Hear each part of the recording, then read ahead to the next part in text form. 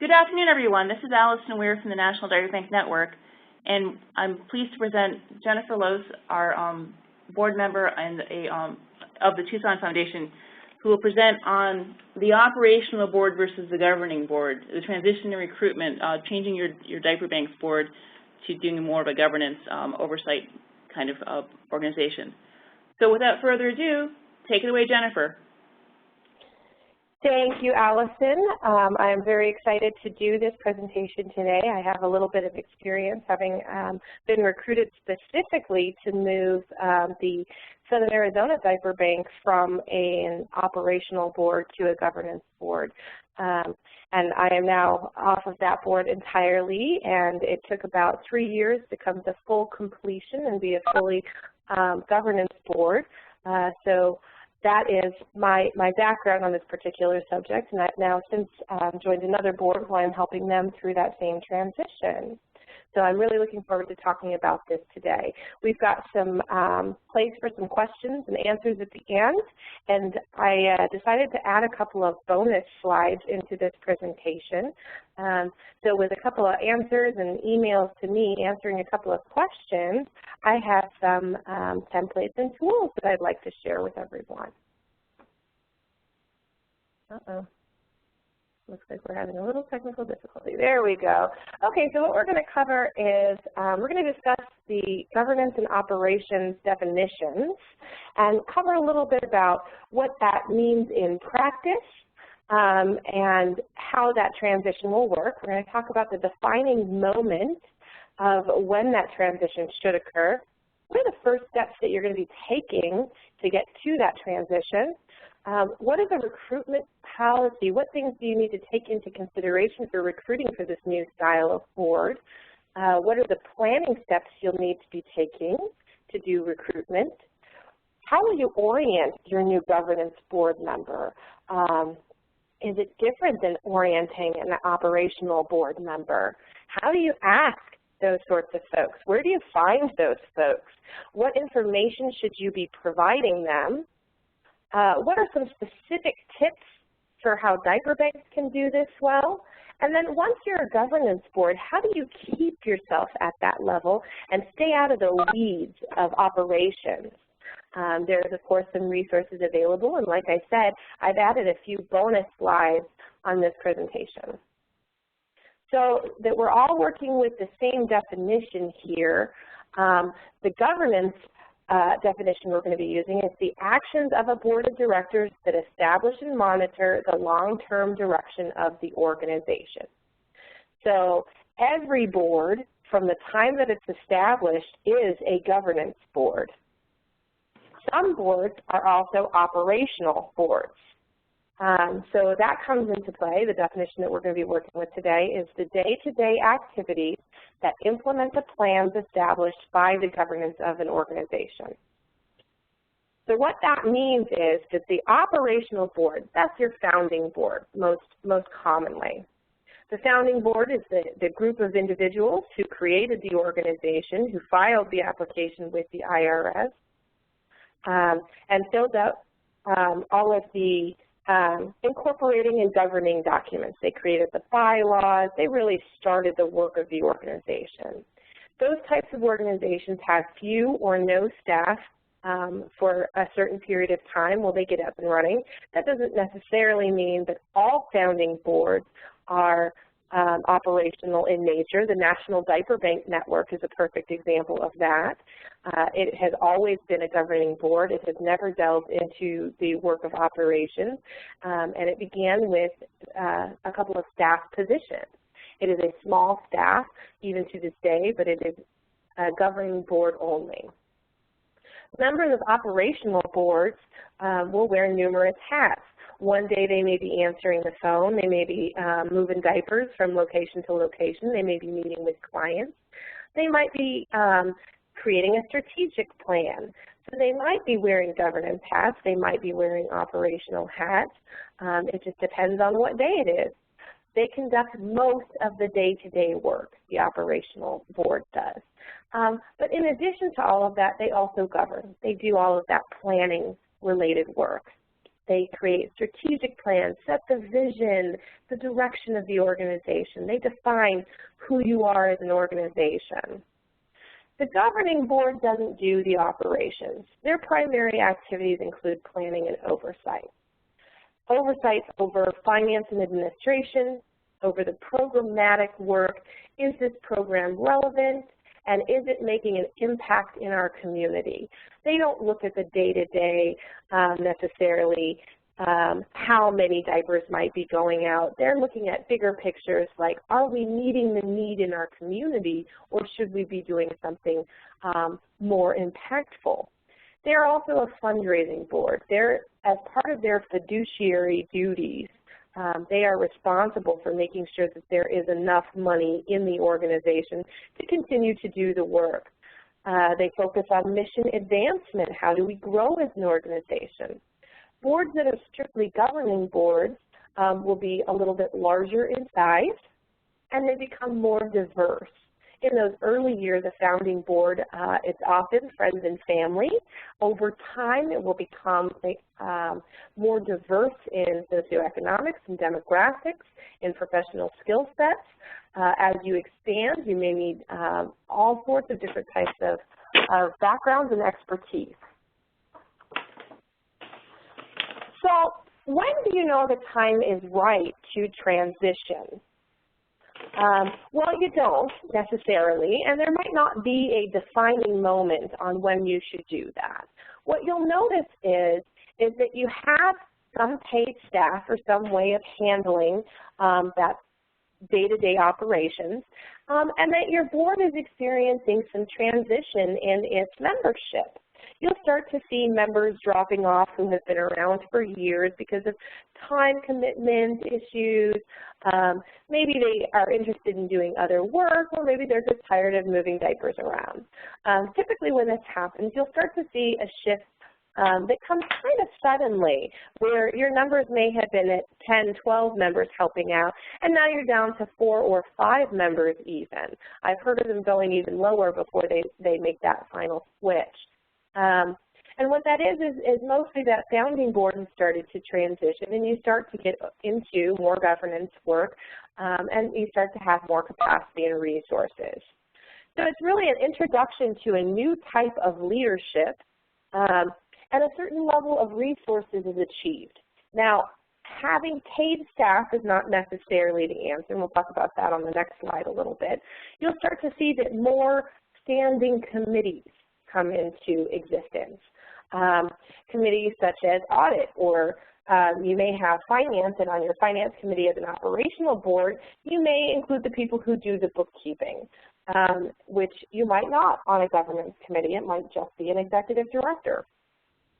So really defining when you transition, it has to do more with, are you resource ready to make that transition? So what are the first steps to making that transition? Well, you're going to identify different people to do the work of the operations. You are going to hire staff, potentially. You're going to find ways to outsource those duties, including bookkeeping and maybe the human resource sorts of pieces, like payroll. If you have 2 or 3 staff members who are picking up diapers and dropping off diapers, sorting and counting, you may do that through another organization. Building a sustainable volunteer structure. Junior leagues are a very good example of this. Many junior leagues do not have paid staff in their organizations, but they have a very sustainable volunteer structure that deals with succession planning. They account for multiple levels of leadership and layers of leadership. We're going to talk about what that looks like in a couple more slides here. You're going to develop new materials to support your new structure. You need to ensure that you have new materials that describe what each of your committees are doing.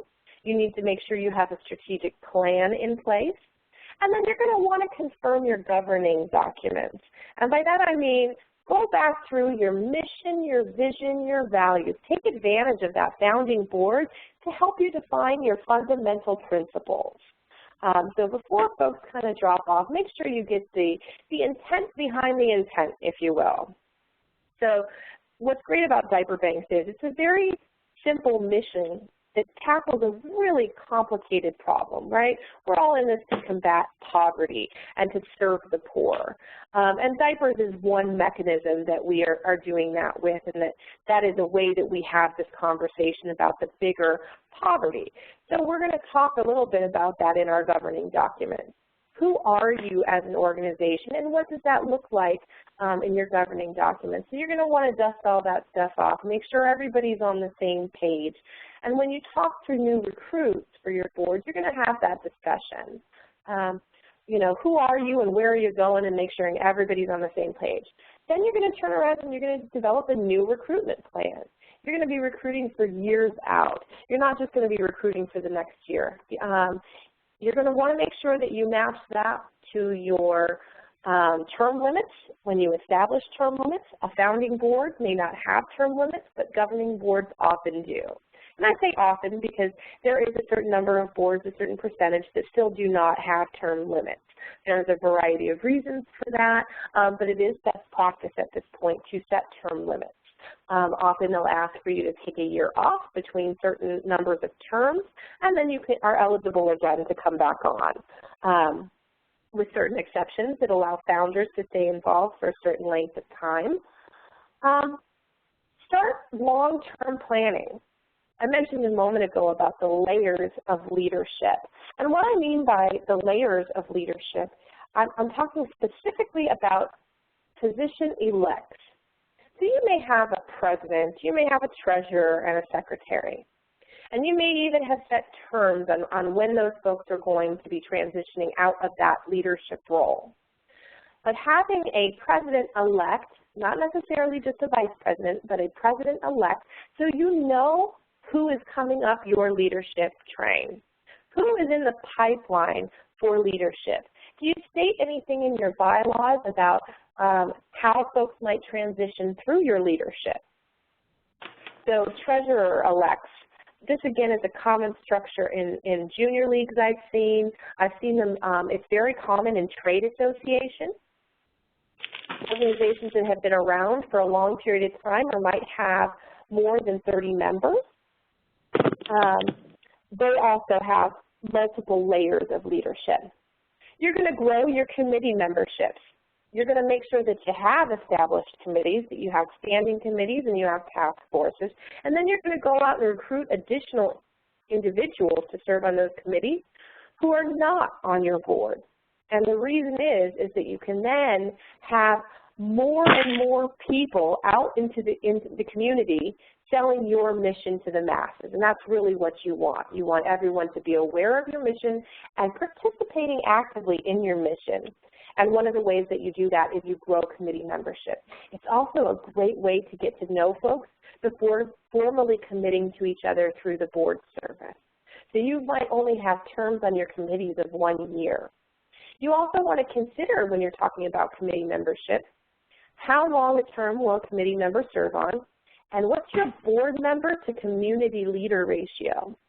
For committees like finance, you want to make sure that you have enough board members on that committee that when you have community leaders, potentially CPAs, investment managers, giving you advice and making action plans for you, that you have enough board representation to make sure to translate and communicate to the board the decisions of that committee. You're going to get more formal in your timelines. I was at a training recently and spoke with a board source consultant who recommended using the term perpetual calendar. And what that is that you know when your board meets and you don't change those times.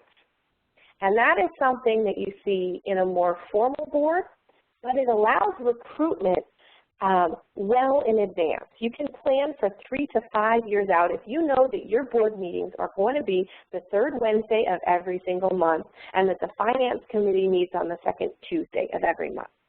It also makes for a very transparent recruiting process. If someone in the community that you really want on your board is not able to join your board because they have a prior time commitment, it holds you to valuing the team of board members so that no one person's more important than any other. And that may be true in the early years where certain worker bees are way more important than other worker bees or visionaries. But as your board grows, people's expertise and skills become required at all levels, and so no one really becomes more important than others. And one of the other things you're going to need to tackle is succession planning on the board level and then at the staff level. What happens if 2 staff members leave at one time and you only have 2 staff members? How do you handle that? Do you hire an HR firm? Do you allow board members to come in? That would then take you back a step into having gone from a governance back to an operating board. So you're going to want to put plans in place so that you don't have that situation occur. The recruitment policy. This is something that most boards don't put into action or articulate until they're probably a little too far down the road. What you want to do is you want to decide in advance, once you've decided who you are as an organization, where you're going, you got some strategic plans, you want to talk about how you recruit people. What makes them qualified to be on your board? What makes them qualified to be on your committee? Do they have to have experience serving on boards? What documentation are you going to require from them? Do you have a board application? Or are you considering a resume sufficient? Who does the interview? 1 board member? 2 board members? A former board member? Maybe your executive director? Maybe some combination of that. When and how does the board engage in the recruitment process? Do you have your board members engage from moment 1, or do you have an executive director who will meet with candidates first, kind of get that information from them, answer some of the frequently asked questions? So when you engage the board, are you presenting them with a fully vetted candidate, or are you expecting your board members to do that vetting? And by that, it could be as simple as going online and Googling that individual. Maybe it's a background check. It all depends on your organization, but that is something that you need to decide as part of a recruitment policy. And this is a great generative conversation to have with your board, is to form that policy together and talk about the risks. Have a bunch of people play devil's advocates in different directions. Have them play different roles. You know, do you want a client on your board? How do you vet them? Those sorts of questions. You want a really robust recruitment policy, and then you want to stick to it. And that's easier to do when there's a policy in place. One of the other things that you'll want to do before you get started with recruiting is you want to define your onboarding process. Once you have vetted your candidate and your board has voted them on, you need to make sure that you understand what is the first meeting that that person will attend. Is part of the vetting process that they come to a board meeting before they're voted on? Do they get to know the board, get to see a meeting, feel what that's like? Do you give them an orientation? And when do you give them an orientation? What's in your board manual? And there's some information on all of these things in the bonus slides. Mentorship. Do you have a mentor process in place for new board members to be paired with board members who are more experienced? What kinds of trainings do you give in-house to them to train them on Board 101? What are their fiduciary responsibilities? What's a diaper bank? Who are we as an organization? And when do you reach out to outside agency training opportunities? There's all sorts of outside agency trainings. There's stuff online that you can have access to. There's board source. Do you buy any books for new board members? Things like that. It is better to have these conversations up front about who you're going to be in 5 years and what expectations you have, so that when you are presented with opportunities for, you know, the supreme leader of your community, who you really want on your board because he comes with a $100,000 check guaranteed, you want to be ready for that opportunity, and these are the steps that you're going to want to consider ahead of time. Recruitment considerations. What do you need to think about when you're talking about recruitment? What is the board experience of this individual? Have they been on boards before? And are those boards that we consider a good experience or a bad experience? Nothing worse than having somebody on your board who came on, who you brought on because they've been on several boards before, but it turns out that they were never trained on being on a board and they don't know what fiduciary means. That is the last thing that you want. You want to have a full understanding of the boards in your community if you're going to take that into consideration. If board experience is important to you, someone who's done this work before, you're going to want to make sure that you trust where they got that experience. What skills and expertise do they have? Does your organization seek a CPA, a lawyer, a doctor, a public health official, a government official? Have you considered what other positions you might need? And does that truly match with your strategic plan? Consider the work that needs to get done in your organization. If you're going to be building a building or looking for warehouse space, you may need a real estate person on your board. You may also just use them as an ad hoc member outside of the board, maybe on a committee. You need to decide where those skills and expertise are best put to work. What is this person's demographics? Gender, race, age. Age is a big one these days. There's a lot of next generation leadership questions. You know, there's the over 40 group, the under 40 group. And diaper banks are all over the map in their demographics. It's just fascinating to see each community, how the grassroots efforts of building a diaper bank is so different in every community. What are the socioeconomics of this individual? Is the person that you're looking to recruit, are they a client, someone who's experienced diaper need in their life? That's something to consider if that's important to your board. If it's also somebody that you need to have deep pockets, you need to make sure that they're able to share what's in those pockets. They may be very restricted. Are they committed to the cause? You want to make sure that everyone is committed to the cause, but you also want to acknowledge the fact that people have very busy lives. You need to assess how committed are they compared to their personal life, compared to other boards they might serve on, because they may be incredibly committed to your cause, but from a board standpoint, are they going to commit the time required and the energy required? Are they going to read all of the reports and things that you send out ahead of time, or are they just too busy for that? These are all things you need to consider before recruiting someone. And these are great transparent conversations to have with them. One of the ways you can do that is by interviewing someone. And that's actually one of the bonus slides at the end is an interview. What's their willingness and ability to give and get? Someone under 40 may not have the ability to get or give at the certain level that you may be moving towards. However, they may be willing to go out and meet with potential donors. And that is a prize in and of itself. Board members that are willing to go out and do the fundraising and meet with donors in person, face to face. So giving and getting, interpret that in the broadest sense of the term. Your ability to give money, and give resources and get resources. So we talked a little bit about when the time is right and what that means. Well, it could mean that multiple people leave at once. You went down to the size 5. You have 5 board members on your board at this point.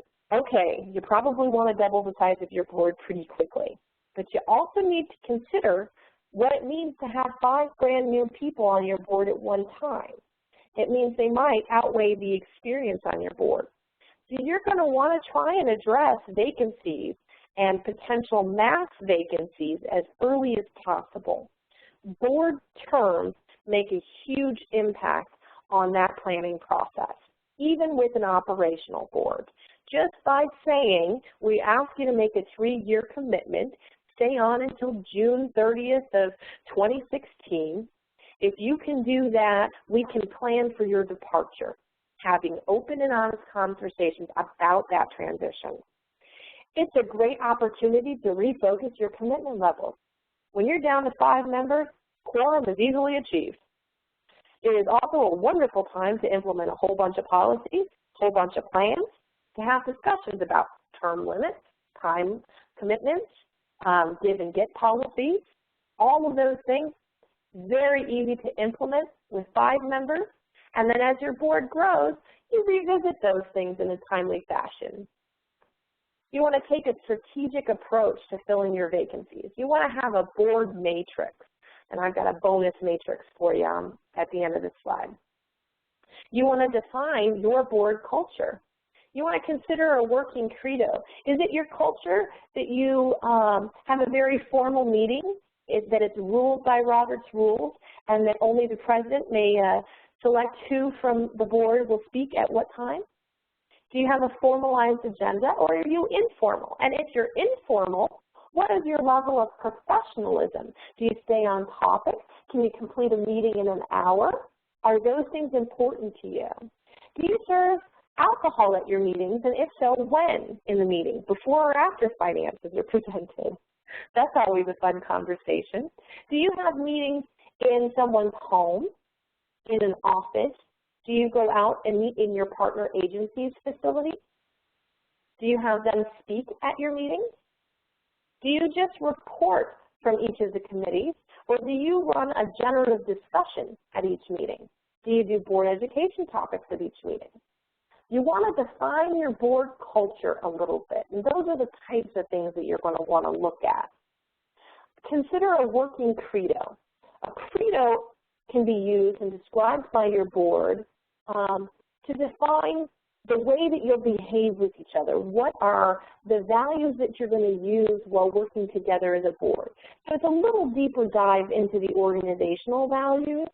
Is it important for everyone to be on time? Timeliness might be something considered in a working credo. Who's important to consider? Do you need to be thinking about your donors, your partners, your clients? All of those things are things that you might consider, and a working credo might be a way to formulate that. And there's some great examples online. When doing recruitment, you're going to think strategically. You're going to consider board diversity. You want to look at those demographics and socioeconomics, because the more diverse voices at the table, the less likely you are to miss something. It's a great way to do a little risk assessment, is to make sure that everyone has a voice and to find ways so that you can get that voice out of those folks. And that may be difficult in board meetings if you have the reporting structure board. If you're structured so that much of the reporting and mundane tasks of approving new committee members and things like that are in a consent agenda, your generative discussions might be very interesting and fully engaging. That's a new model that folks are moving towards now. You're going to want to utilize your committees for recruitment. You're going to want to start people off on a committee potentially before moving them onto the board. It's like dating. Do you like them on that year? Did they show up to your meetings? Did they read all the homework? Were they fully engaged? If not, we're not going to invite them to the board. You may want to create a board application form. For some organizations, a resume may be sufficient. What you want to do, though, is you want to over-recruit. You want to recruit 2 or 3 years out. You want to recruit for the 3rd year away, and that's a little trickier to do. You're going to talk to other boards in town, find out who's going off board and when. If you're starting to target these higher level, more professional related boards. You're going to want to over-recruit. For every 5 candidates you ask, only 1 is going to join your board. And quite frankly, you may not even want the one who's willing. So you're going to want to make sure you do a lot of over-recruiting. Determine how best to approach that person. This goes back to that board recruitment policy. Is it 2 board members? If so, this is the time to ask, which of the 2 that are right for this person? If you're meeting with a new CPA for your board, you probably want your treasurer there. If you're meeting with a governance expert, you want your nominating committee person there, or your governance committee person there. You may almost always want your executive director there if you have one, or your founder. There may be other folks that fit the bill depending on what you're recruiting for. Sources for prospective board candidates: professional contacts, other organizations, professional associations, CPAs, advertising people, marketing people, nonprofit professionals, funders. Funders is the hidden one that most folks don't know about. We all have professional associations, and there are lots of them, and they are more than willing to have you come in and present and talk about your board of recruitment needs. Major corporations. Identify corporations that are a vision and values match for you, that have an interest in your work, and then find ways to discuss getting people onto your board from that corporation. Community outreach programs. There's all kinds of community outreach programs for identifying prospective board members, maybe a local volunteer center, maybe volunteer days. Those are not my favorite ways to do recruitment for high-level boards. You know, it's the age-old idea that, you know, you got to know someone, and that really is the best way to do this. Local business people, local United Way chapters, community foundations. LinkedIn has a way to do that. I do some of my best board recruitment through LinkedIn. I will identify the type of skill set that I'm looking for. I will go online and I will look within 3 connections of myself who I know that has those skill sets, and then I use those folks to get to the folks that I'm looking for. I try not to recruit my friends because I like to broaden my scope without basically pulling from the same pool of dozen board members that are the most popular in town and they serve on every board. Those folks are played out. Try to get some of the others. Go for some new ones, some up-and-comers. If you have a young awards process in your community, make sure you get a copy of everyone who was nominated. And you want to look at your constituents, your donors, your partner agencies, your clients potentially. When you make the ask, it is a wooing process. And at the end of the presentation on one of the bonus slides is some language you might consider using. It's all about how you've helped, that we were discussing board recruitment and your name as a potential leader in this community who could move our organization forward. You were identified. And that way it doesn't lock them into feeling as though they've made a lifelong commitment to your organization, that you're asking something very specific. We're asking you to help us identify some folks who might be right for our organization. It's an invitation to a meeting or an event. Get them over, test them out, let them feel your mission. Let them get used to your mission. Fast pitches. If you are getting in front of a fast pitch organization like Social Venture Partners or the National Fast Pitch Group, you're going to want to invite as many of your partner agencies as you can. Invite every board candidate you possibly can. That is the best pitch opportunity that you're ever going to have to give them the most distinct way and reason to become involved in your organization. You're going to have to provide some materials. Not everything, because that's one of the mistakes we make, is giving people too much information too early. But you want to give them what they ask for, and you want to tailor the materials that you're going to give out to the person that you're recruiting. If it's the treasurer, you're probably going to meet, if you're recruiting a CPA, you're going to have the treasurer meet with them, and you're going to have them provide probably a full set of financials, all the way down into the weeds, the full transactions. You're going to want to see, they want a sense of what's going on in the organization. You're going to discuss board responsibilities and expectations. You know, what is that commitment level that you're being asked to make? And it may vary by person. You can negotiate it. You just need to know specifically what the expectation is to that person. I like to recruit a chief development officer or a development director onto every board I'm at. I like to have one of those professionals from another organization be on my board. And the reason is because even though they have a conflict of loyalty and they cannot do fundraising for the organization they're on, first of all, they're always going to ask their closest family and friends for the organization that they're volunteering for. However, they won't go out and do pitches, but they will sit there and advocate for best practices in their field of expertise. And I cannot express how valuable that is. Here's a sample checklist of information that you might provide for a prospective board member. Fact sheets and program overview. That can be a one-page sheet if you have a fact sheet. A program overview, it could be your case statement. And case statements are usually about 2 pages long. They've involved a variety of individuals in the process. There's some language online about how to build your case statement. But really, it's all about, it's like grant writing 101. If you have written government grants or if you've written high-level grants at any point in your diaper banking career, probably you've already got a case statement. If you don't have one, but you have been doing that work, go back, Google case statement, find the key pieces, cut and paste, put it all in one document, add a graphic, and call it a day.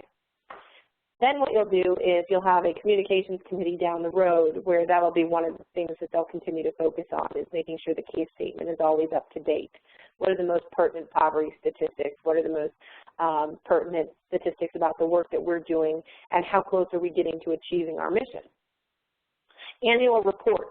If you have a fully vetted annual report that includes your financial snapshot, your board members, your key staff, or all of your staff dependent, your major mission accomplishments, potentially your partner agencies, a couple of testimonials, and some photos. That is one of the most powerful pieces that you can give someone, put together in the most important presentation way. If you don't do annual reports, they don't take that long to create. You can do it in Publisher, turn it into a PDF, and put it on your website. You can print it out. Prospective board members and even funders don't want something necessarily super flashy. It's great to just get something printed, and you can just print it on your desktop printer. It's fine. It's more than sufficient, and you can tell people, point that out to them. We don't like to spend a lot of money on flash and photos because we are a grassroots organization and we want to make sure our money goes to the right places.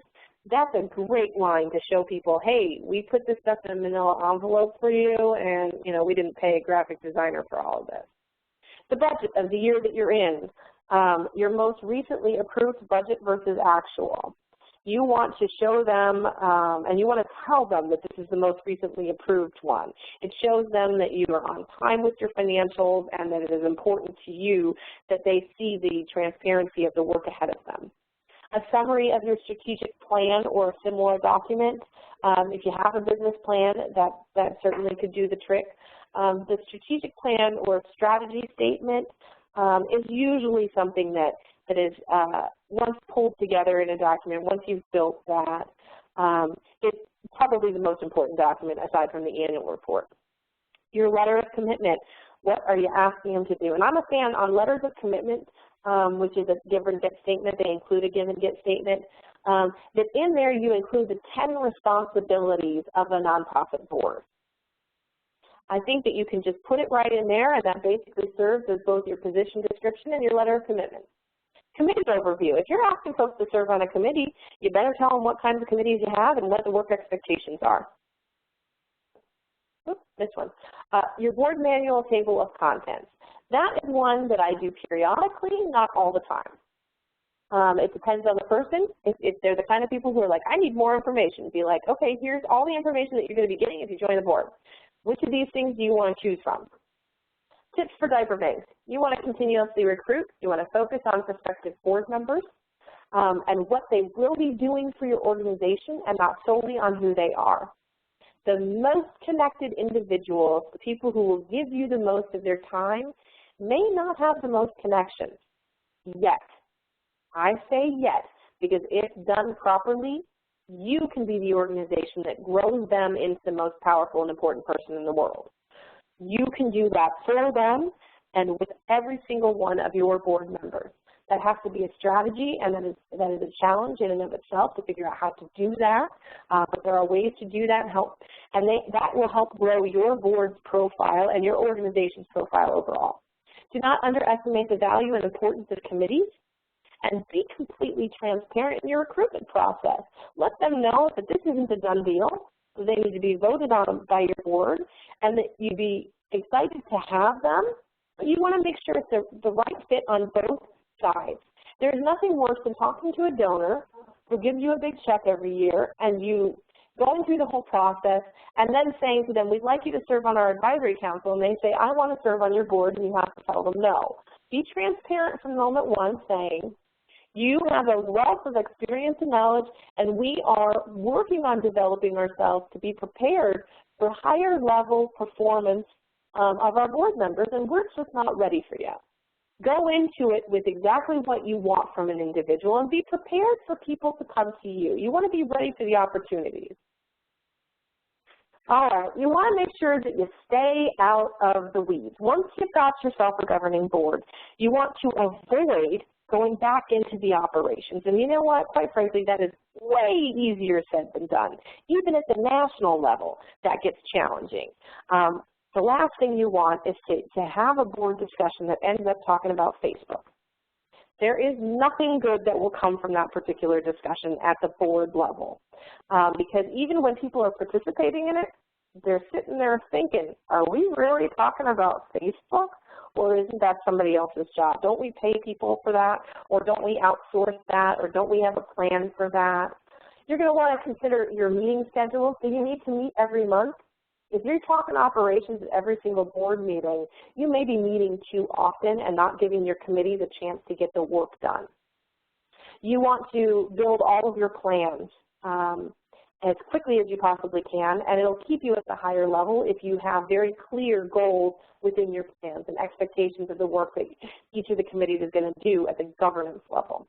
You're going to go and get some language, I call it the go-to language to avoid that in the weeds discussion. You know what? That's a great idea. We're going to put that in the parking lot and think about whether or not that's something to be discussed at the operations level. That's a great sentence to end the conversation. You can also task force something out if you feel like it's gotten too deep. That sounds like an operations discussion. I think maybe what we can do is have our executive director take a look at that and see if there's room for board members to join to share their advice on a task force at the operations level. That's another quick way to stop a conversation. You're going to use generative discussions and questions, things that generate conversation about a specific topic.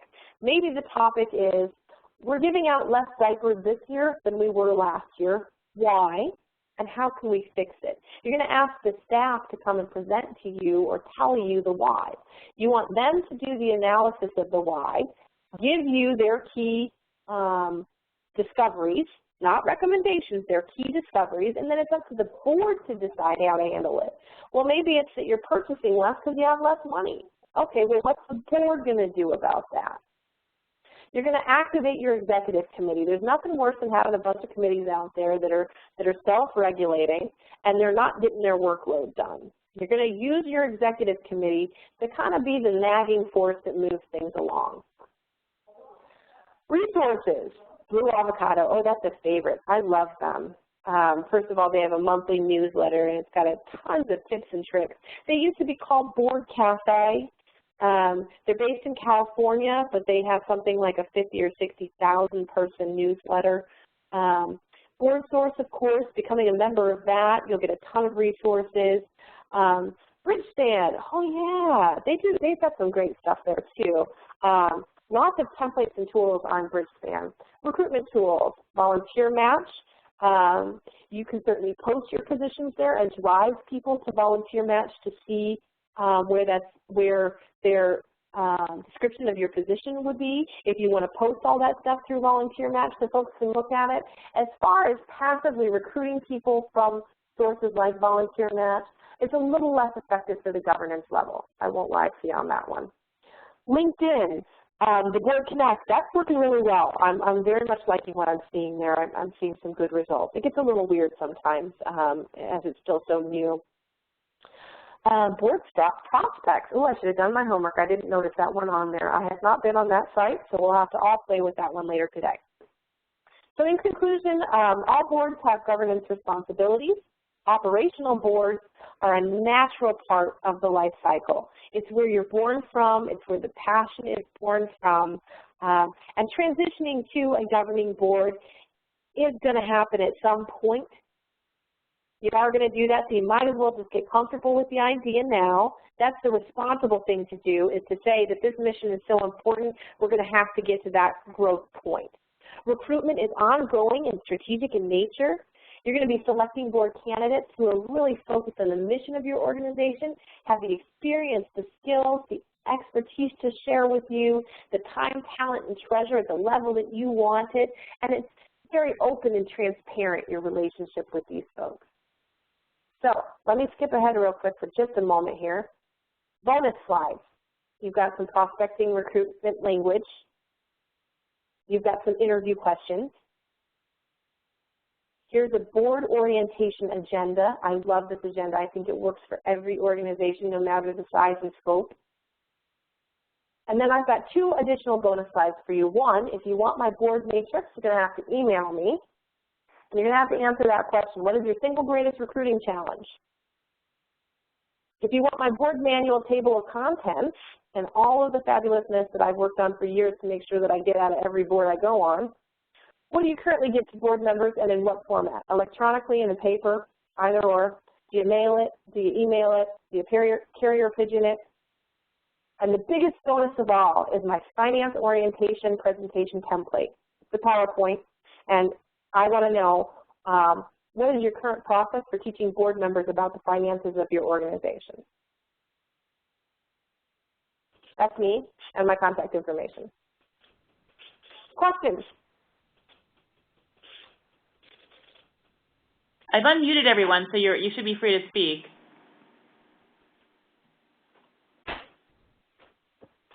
Just soaking it in.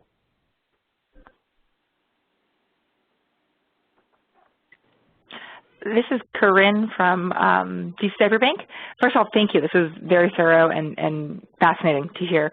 I guess my question is,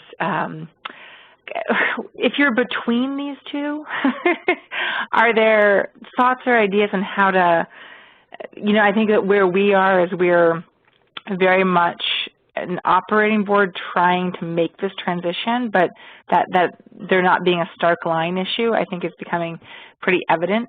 Are there good thoughts, or can you talk a little bit about how you don't make the full leap but make a half leap, or do you not suggest doing that? With organizations who are in that position, what have you done that's worked? Corinne, I have been there. I have been there a couple of times. There's a couple of some basic tricks. First of all, it's about having the right amount of resources, and then it's about choosing the right way to get rid of operations off of your board. So having the right number of resources, you need the right amount of money to make the go in your community, and I believe that's just around $80,000 is kind of a minimum investment is what you're going to be needing annually. That does vary across communities. Some communities need more, some communities need less. That's at least to have 2 part-time folks and pay for some office and warehousing space. That seems to be my understanding of small-size nonprofits. That's not specific to diaper banks. That's small-size nonprofits. And then second, the outsourcing piece. In order to decide how you'll move operations off, I don't recommend typically the first position you hire be an executive director. The role of an executive director is really envisioning and implementing the work of the organization, and that is a little expensive to do when the first position hired is executive director. Now, that isn't to say that a founder wouldn't take the role of being an executive director. Just know you're not being paid the executive director's salary. You're going to be paid at a founder's salary, which is a little bit lower, and you'll probably want to hire somebody who does the program work. A program manager, program coordinator, even program director. Those are typically the first positions that you hire, someone that does the actual day-to-day work. Then you're going to hire, probably will find a way to outsource the administrative functions of bookkeeping and corporate filing. So those are a couple of things that take people, some busy work and whatnot. And then, when you are a founder, what you can do is start to build some founders committees that report to you or to an executive director or even to a program person that will start to take on those operational duties. What you need to do, though, is layer that leadership in there. When you are talking about the resources that you need as an organization, you're going to want to make sure your resources are diverse enough and that you have a full plan for how to keep diverse. So what I mean with that is that you're not all government funding, that you're not all individual philanthropy, that you've got a little bit of everything going on, maybe a special event, maybe not, that you have enough players in the pool. I know you're definitely in that role right now in DC. I saw that last year pretty much that you guys were kind of poised for that jumping off point. It can take several years to make that happen. Banking some money in reserve is incredibly helpful, another great way to tackle that.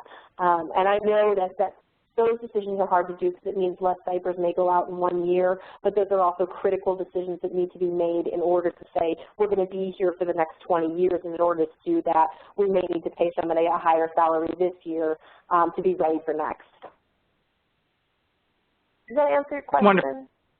Yeah, that was great. That was wonderful. Thank you. Thank you. Other questions?